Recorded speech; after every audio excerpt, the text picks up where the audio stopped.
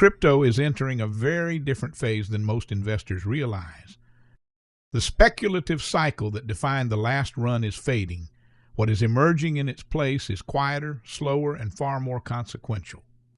Capital is no longer chasing narratives. It is positioning around infrastructure, around assets that can move real value at real scale inside a financial system that is actively being rebuilt. If you want more breakdowns like this that focus on structure instead of hype, follow the channel and subscribe so you don't miss future updates.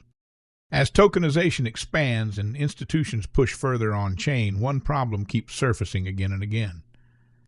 The system is fragmented, liquidity is scattered, chains cannot talk to each other, and there is no universal settlement layer capable of handling serious volume with speed, certainty, and regulatory clarity.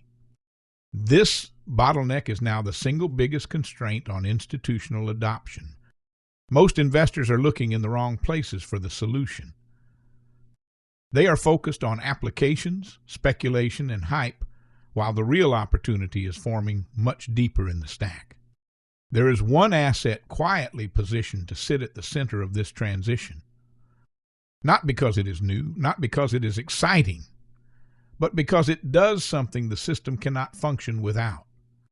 That positioning is why recent price action matters far more than most people realize.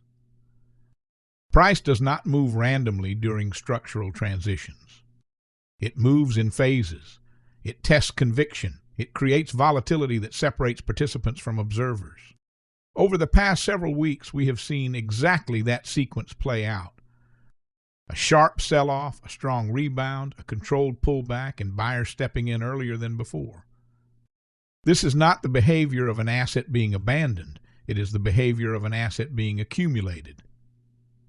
Once you frame the problem this way, the list of candidates gets very short.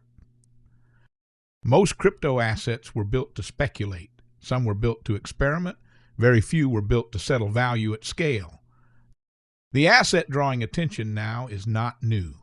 It has survived multiple cycles, multiple narratives, and one of the most aggressive regulatory challenges in crypto history. Not because it was protected, but because it was necessary. It already operates globally. It already moves liquidity in seconds, not hours. And it already sits at the intersection of traditional finance and on-chain infrastructure. That asset, and understanding why it keeps re-emerging at critical moments, explains both the recent volatility and the opportunity it is creating now. The last time I wrote about XRP, price was trading around $1.98, and I suggested accumulating XRP on dips. If you want to read that original breakdown, I'm linking it in the video as well. Since then, we have seen exactly the kind of volatility that disciplined investors wait for. XRP sold off as low as $170, rallied sharply above $240, pulled back again to $2, and has already rebounded toward $220. That sequence matters far more than any single price print. Most investors only notice XRP when it is moving fast.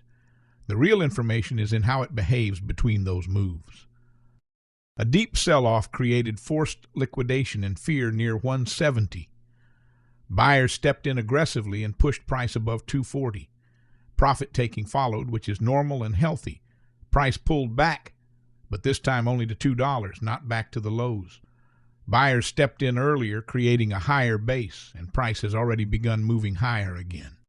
This is how accumulation phases look when larger players are involved. Sellers exhaust, buyers step in sooner, pullbacks get shallower. That is not hype, that is structure. I do not treat XRP as a single trade. I manage it using two distinct buckets.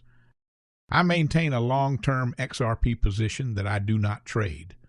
This position exists to capture the structural shift I believe is underway as tokenization, institutional settlement, and regulated on-chain finance expand. If you want to know more about that bigger picture, read the linked article that will appear in the video. On top of that core, I actively manage additional exposure. I add on dips when fear and liquidity events create discounts. I take partial profits into strength, like the move above 240. And when entries are strong, I often leave a portion of those trades in the market permanently, converting short-term volatility into long-term ownership.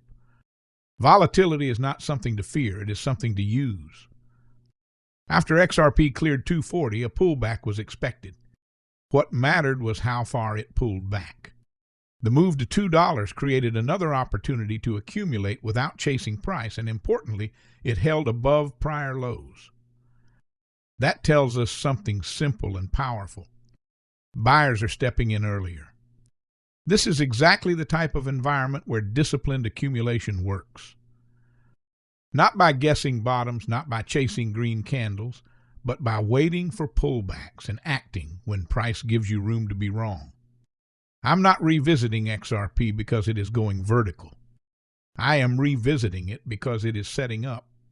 We have seen capitulation, a strong relief rally, controlled profit-taking, a higher low, and renewed upside pressure. This is how assets build a base before larger moves. Most investors wait for confirmation that shows up as headlines and parabolic price action. By then, the easy part is already gone. XRP is still positioned at the center of institutional settlement, liquidity movement, and tokenized finance. The legal overhang is gone. Infrastructure adoption is expanding. ETF and fund wrappers are forming, and volatility is creating opportunity, not risk, for disciplined investors.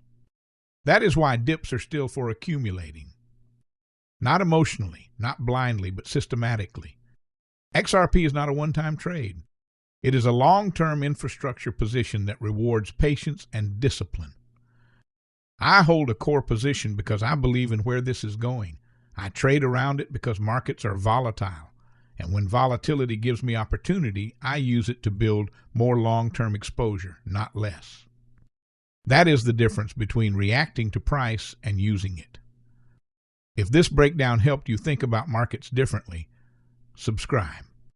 I'll keep focusing on structure, positioning, and timing, not headlines. I'll see you in the next update.